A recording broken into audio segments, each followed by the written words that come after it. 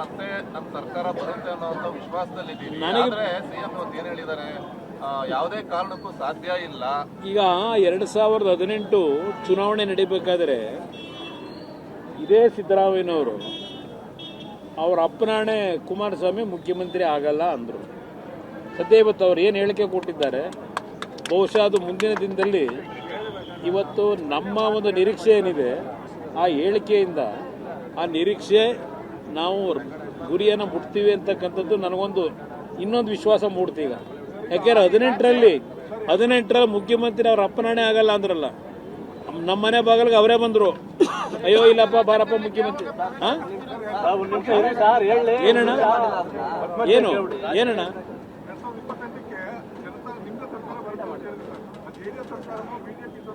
BJP ಮತ್ತು JDSನ ಮೈತ್ರಿ ಸರ್ಕಾರ NDA ಸರ್ಕಾರ ಇರುತ್ತೆ.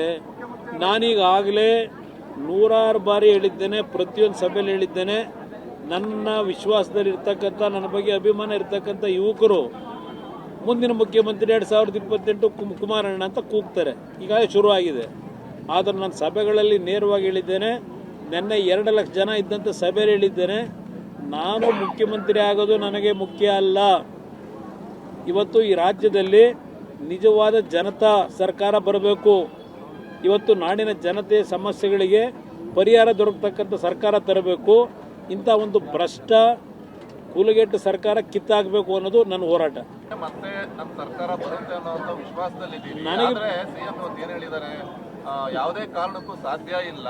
ಈಗ 2018 ಚುನಾವಣೆ ನಡೀಬೇಕಾದ್ರೆ ಇದೇ ಸಿದ್ದರಾಮಯ್ಯನವರು ಅವ್ರ ಅಪ್ಪನಾಣೆ ಕುಮಾರಸ್ವಾಮಿ ಮುಖ್ಯಮಂತ್ರಿ ಆಗಲ್ಲ ಅಂದರು.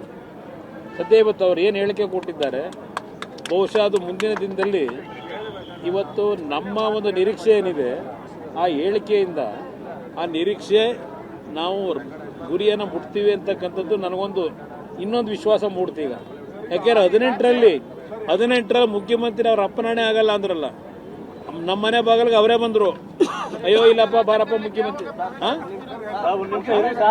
ಏನಣ್ಣ ಏನು ಏನಣ್ಣ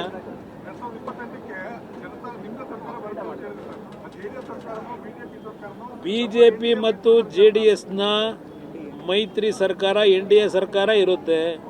ನಾನೀಗಾಗಲೇ 100 ಬಾರಿ ಹೇಳಿದ್ದೇನೆ, ಪ್ರತಿಯೊಂದು ಸಭೆಯಲ್ಲಿ ಹೇಳಿದ್ದೇನೆ, ನನ್ನ ವಿಶ್ವಾಸದಲ್ಲಿ ಇರ್ತಕ್ಕಂಥ, ನನ್ನ ಬಗ್ಗೆ ಅಭಿಮಾನ ಇರ್ತಕ್ಕಂಥ ಯುವಕರು ಮುಂದಿನ ಮುಖ್ಯಮಂತ್ರಿ 2028 ಕುಮಾರಣ್ಣ ಅಂತ ಕೂಗ್ತಾರೆ. ಈಗಾಗಲೇ ಶುರುವಾಗಿದೆ.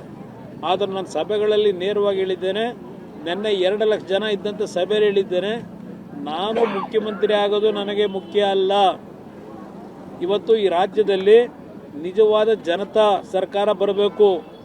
ಇವತ್ತು ನಾಡಿನ ಜನತೆಯ ಸಮಸ್ಯೆಗಳಿಗೆ ಪರಿಹಾರ ದೊರಕತಕ್ಕಂಥ ಸರ್ಕಾರ ತರಬೇಕು.